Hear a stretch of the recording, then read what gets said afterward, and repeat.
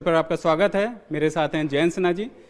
Sir, budget को लेके बहुत कंफ्यूजन एकदम से हो गया था। बजट में टैक्स की जैसी घोषणा हुई। हर आदमी ये चाहता है कि थोड़ा सिंपल हो जाए। सर, कुछ बहुत सिंपल हो भी गया है, इसमें कोई असमंजस नहीं होना चाहिए। मामला बहुत स्पष्ट है।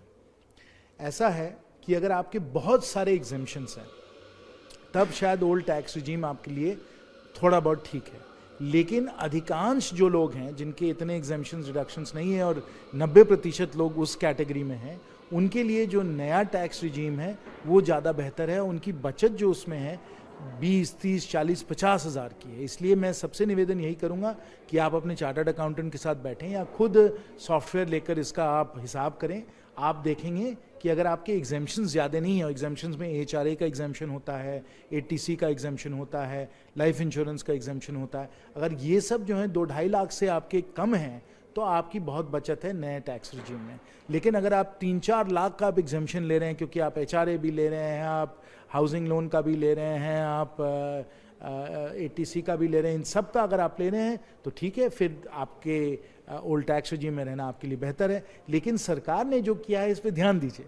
सरकार के आपके दोनों हाथ में लड्डू आपको पकड़ा दिए हैं। अगर आपकी ज़्यादा एग्जेम्पशन है तो आप ओल्ड टैक्स रिजीम पे रहिए, अगर आपके कम एग्जेम्पशन है जो अधिकांश है तो आप न्यू टैक्स रिजीम में चले जाइए।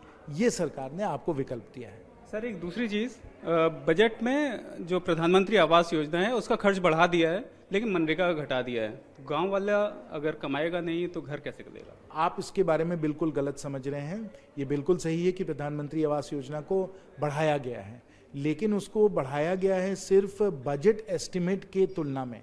अगर आप देखें कि एक्चुअल क्या खर्चा हुआ है, जो एक्चुअल खर्चा हुआ है उतना ही इस वर्ष भी खर्चा होगा। और बहुत सारे लोग हैं जो नरेगा में काम करते हैं, वो प्रधानमंत्री आवास योजना में भी काम करेंगे, तो नरेगा का वहाँ भी उपयोग है। और जहाँ तक नरेगा का सवाल है, नरेगा का सवाल अब आप ज़रा समझिए कि उसमें 60,000 करोड़ का आवंटन हुआ है। पिछले वर्ष 90,000 करोड़ का वहाँ किया गया था, लेकिन वो डिमांड ड्रिवन प्रोग्राम है। Mahatma Gandhi rural employment guarantee programme, guarantee मतलब जितना लोग उसमें काम मांगे उसमें उतना ही उनको काम मिलेगा, उतने ही पैसे दिए जाएंगे। 60,000 अभी है, अगर आगे और खर्च करना हो 10,000, 15,000, 20,000, 30,000 खर्च करना हो तो सप्लीमेंट्री डिमांड फॉर ग्रांट्स जो होता है, जो मॉनसून सत्र में आता है या विंटर सेशन में आता है, उस दरमियान और पैसे दे दिए जाएंगे। और मनरेगा को हम लोग जो भी ज़रूरत हो वो हम लोग उसको इस तरीके से आवंटित करा देंगे। इसलिए ये सोचना कि नरेगा को कम किया जा रहा है वो गलत है, क्योंकि बाय लॉ कानूनी तौर पे नरेगा में जितना डिमांड है वो डिमांड पूरा करना है। सर, एक आखिरी सवाल, बजट में सबको उम्मीद होती है महंगाई घटेगी? महंगाई बिल्कुल घट रही है। जो 6.5%, 7% इन्फ्लेशन का दर था, महंगाई का दर था, वो 5% अब होते चला गया है। और संभावनाएं हैं कि अगले वर्ष जो है, वित्तीय वर्ष जो आ रहा है, उसमें और महंगाई का दर कम होगा, क्योंकि नंबर 1 तेल का भाव घट रहा है, कच्चे तेल का भाव घट रहा है, जो हम लोग विदेश से हम लोगों को इंपोर्ट करना है। दूसरा, हम लोग अपनी क्षमताओं को बढ़ा रहे हैं, प्रोडक्टिव कैपेसिटी को बढ़ा रहे हैं, उत्पादन को बढ़ा रहे हैं, क्योंकि इतना निवेश हो रहा है, कैपिटल एक्सपेंडिचर हो रहा है।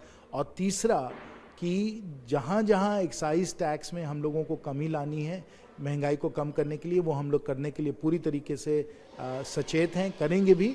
और जब तेल का भाव बढ़ा था पिछले वर्ष, हम लोगों ने एक्साइज टैक्सेस को कम भी किया था।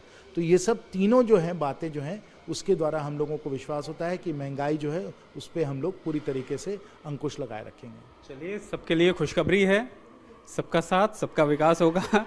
इंडिया टीवी डिजिटल के लिए अभी इतना ही। इंडिया टीवी हर वक्त हर जगह डाउनलोड करने के लिए सर्च करें India TV news Google play store या ऐप स्टोर पर।